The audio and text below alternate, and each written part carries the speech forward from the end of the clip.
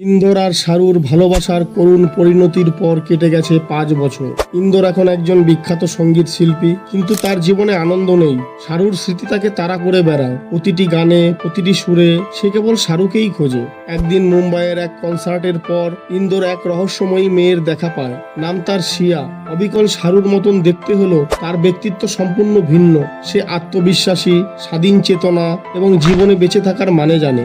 ইন্দোর প্রথমে হতভম্ব হয়ে যায়, কিন্তু ধীরে ধীরে সে শিয়ার প্রতি আকৃষ্ট হতে থাকে। শিয়া নিজেও ইন্দোরের প্রতি দুর্বল হয়ে পড়ে, কিন্তু তার এক গোপন সত্য আছে। সে আসলে শাহরুর হারিয়ে যাওয়া ছোটবেলার বন্ধু, যে একসময় তাকে প্রতিশ্রুতি দিয়েছিল যে সে শাহরুখকে কখনো ছেড়ে যাবে না। শাহরুর মৃত্যুর পর শিয়া প্রতিজ্ঞা করেছিল যে সে ইন্দোরের জীবন থেকে বিষাদ মুছে দেবে। তবে গল্প মোড় নেয় যখন ইন্দোর জানতে পারে যে শিয়া কেবল বন্ধুত্বের কারণে তার পাশে নেই, বরং তার হৃদয়ে সত্যি ইন্দোরের জন্য ভালোবাসা জন্মেছে। কিন্তু ইন্দোর কি পারবে তার অতীত ভুলে নতুন করে জীবন শুরু করতে? হ্যাঁ, এরকমই একটি স্টোরি নিয়ে সুন্দর মুভি আছে, যার নাম হলো সানাম তেরি কসম 2। মুভিটি সিনেমা হলে আবার রিলিজ করা হয়েছে, আপনারা গিয়ে চাইলে দেখে আসতে পারেন।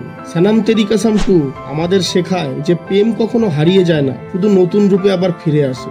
আজকের এই স্টোরিটি যদি আপনাদের ভালো লেগে থাকে, চ্যানেলটিকে সাবস্ক্রাইব করতে ভুলবেন না এবং লাইক করে দেবেন। দেখা হচ্ছে পরবর্তী ভিডিওতে। ধন্যবাদ।